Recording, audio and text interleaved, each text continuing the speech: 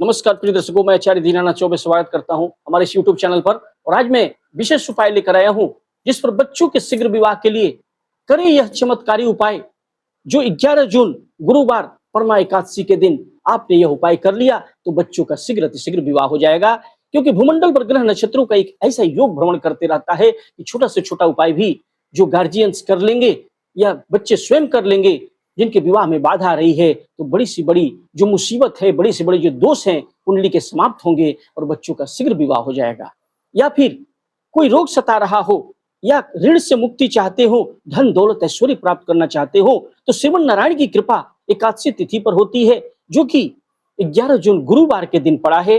परमा एकादशी के दिन आपने इस उपाय को, छोटे से उपाय को, उपाय बहुत छोटा है लेकिन काफी कारगर उपाय लेकर आया हूं। प्रिय दर्शकों, फिर से मैं आचार्य दीनानाथ चौबे स्वागत करता हूं और एक ऐसा उपाय जो कि हजारों लोगों पर आजमाया हुआ उपाय है और परमा एकादशी के दिन इस उपाय को करना है। प्रिय दर्शकों, बच्चों की उम्र लगातार बढ़ती चली जाती है, बच्चे देखने में सुंदर है, एजुकेटेड है, गुणवान है, धन दौलत आपके पास है, सब कुछ है, फिर भी बच्चों का विवाह नहीं हो पाता। माता पिता परेशान हो जाते हैं, उन्हें लगता नहीं कि मेरे बच्चे का विवाह होगा।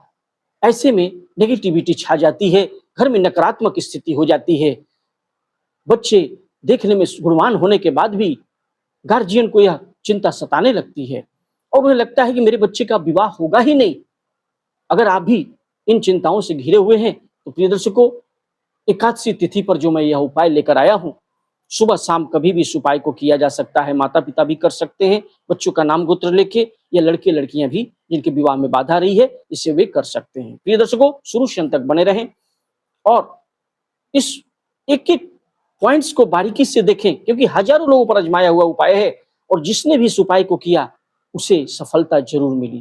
प्रिय दर्शकों, 11 जून गुरुवार का दिन होगा और परमा एकादशी जो पड़ा है उस दिन यह उपाय करनी है। प्रिय दर्शकों, सबसे पहले मैं आग्रह करना चाहूंगा, जो लोग प्रथम बार हमारे इस चैनल में आए हैं तो चैनल को सब्सक्राइब अवश्य करें, बेल आइकन ऑल पर सेट कर लें, ज्यादा से ज्यादा लोगों में शेयर करें। वीडियो पसंद आए तो वीडियो को लाइक करें, चैनल को सब्सक्राइब करें, बेल आइकन को ऑल पर सेट कर लें, ज्यादा से ज्यादा लोगों में से शेयर करें। और कुंडली विश्लेषण के लिए हमें अपने बच्चों का नाम, डेट ऑफ बर्थ, जन्म का समय, जन्म का स्थान लिखकर अवश्य भेजें। मैं बता दूंगा आपके बच्चे बच्चियों की शादी कब होगी, किस दिशा में होगी, कितनी दूरी पर होगी, जीवन साथी कैसा मिलेगा, लव मैरिज होगी कि अरेंज मैरिज होगी, विवाह के बाद भी आपका जीवन कैसा रहने वाला है। प्रिय दर्शकों, बहुत बहुत स्वागत है हमारे चैनल पर। और फिर से एक बार मैं बता रहा हूं, सबसे पहले आपको करना क्या है, 11 जून गुरुवार परमा एकादशी के दिन आपको करना क्या है। प्रिय दर्शकों, स्नान ध्यान से निर्मित होकर के अच्छे वस्त्र, साफ सुथरा वस्त्र पहनकर या पीला वस्त्र धारण करें, क्योंकि लक्ष्मी नारायण भगवान को पीला वस्त्र बहुत ही प्रिय है। उस दिन जो भी जातक पीला वस्त्र धारण करके कोई भी उपाय बच्चों के विवाह के लिए, कर्ज से मुक्ति के लिए, धन दौलत प्राप्ति के लिए, एकादशी तिथि पर किया हुआ उपाय कभी खाली नहीं जाता। और बच्चों की विवाह की कामना करके अगर माता पिता या बच्चे बच्चियां भी इस उपाय को कर सकते हैं तो सुबह सुबह जग जाएं, अच्छे कपड़े वस्त्र, पीला वस्त्र धारण करके, पीला आसन पर बैठ करके सबसे पहले अपने घर में लक्ष्मी नारायण भगवान का ध्यान करके, श्री गणेश जी महाराज का ध्यान करके, एक घी का दीपक प्रज्वलित करके और एक चुटकी हल्दी डाल करके प्रज्वलित करके लक्ष्मी नारायण भगवान को आप ध्यान करके आप ऐसा कहें, मन ही मन, ऐसी मन ही मन आपने कामना करनी होगी। लक्ष्मी नारायण भगवान से कामना करें कि हमारे विवाह में जो, हमारे बच्चे के विवाह में जो बाधा आ रही है, हमारे बच्चों के विवाह में जो बाधा आ रही है, या बच्चे स्वयं कर रहे हैं तो वो कामना करेंगे कि हमारे विवाह में जो बाधा आ रही है तो जल्द से जल्द ही लक्ष्मी नारायण भगवान उसे हटा करके एक मंगलकारी शुभ योग तैयार करें। हे पितृदेवता, हे इष्ट देवता, हे गणेश जी महाराज, हे विष्णु भगवान, हम पर कृपा करें, हे श्रीमन नारायण हम पर कृपा करें। ऐसा कह के घी का दीपक अपने घर के विराजी देवी देवता को दिखा करके घर के मंदिर में रख देना है।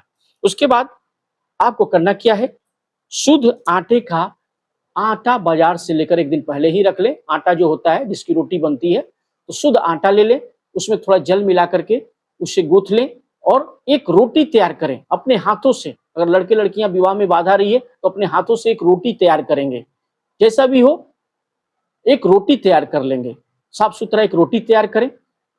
या माता पिता बच्चों का नाम गोत्र लेके अपने हाथों से ही रोटी तैयार करें, क्योंकि बच्चा दूर रहता है, पढ़ने गया है, पास में नहीं है, तो बच्चे को के विवाह में आ रही बाधाओं को हटाने के लिए एक रोटी, सबसे प्रथम रोटी जो होती है तैयार करके अपने हाथों से बना करके रख लेंगे।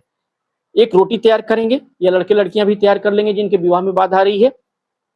क्योंकि जैसे आप अपने हाथों से रोटी तैयार करते हैं, तो जो ग्रह दोष हैं, उसका निवारण भी होना प्रारंभ हो जाता है।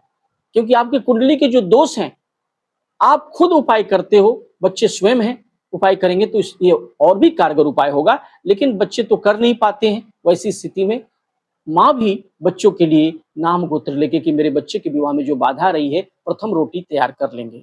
तैयार करके एक चुटकी हल्दी उसके ऊपर में डाल देंगे, जो पाउडर हल्दी होती है, बाजार से मिल जाएगी। एक चुटकी हल्दी उसके ऊपर, रोटी के ऊपर, जो पहला रोटी आपने तैयार किया है, एक चुटकी हल्दी डाल दें।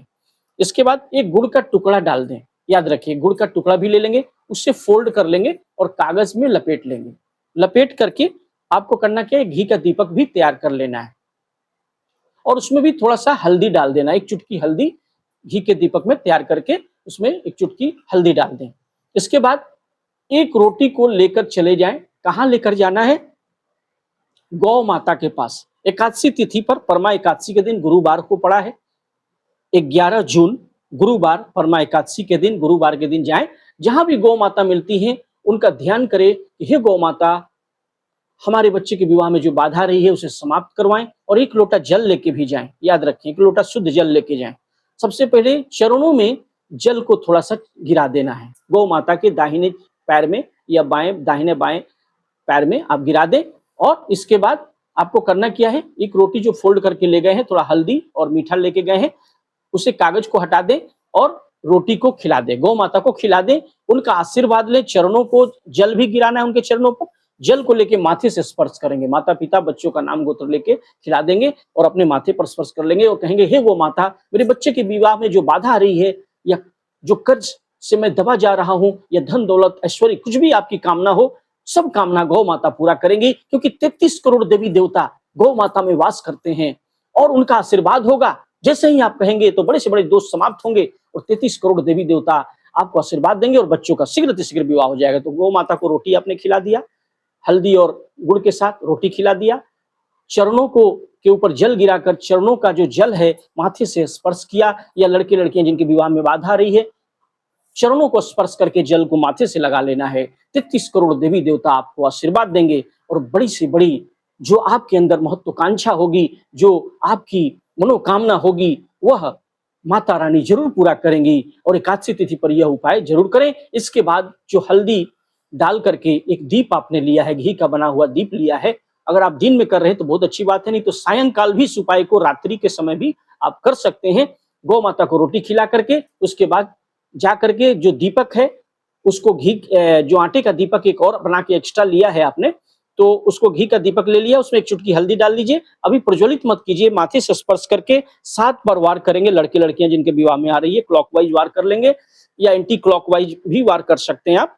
करके क्लॉकवाइज एंटी क्लॉकवाइज कुछ भी कर सकते हैं और ले करके बच्चे का नाम गोत्र लेके, माता पिता भी कर रहे हैं या लड़के लड़कियां कर रहे हैं, अपना नाम लेकर के ले जाकर को तुलसी माता के जो तुलसी माता की जो गमला होता है, तुलसी माता का गमला आप मंदिर के पास जाएं, वहां भी मिल जाएगा, किसी के आंगन में मिल जाए या आपके बालकोनी में है, वहां भी इस उपाय को, दीपक को दिखा करके तुलसी माता को उनके गमले के पास में रख दें और बैठ करके ओम नमो भगवते वासुदेवाय नमः का जाप करें। एक माला जरूर करें, 108 बार या 31 बार, कम से कम उंगली पर काउंट करके 31 बार जरूर करें।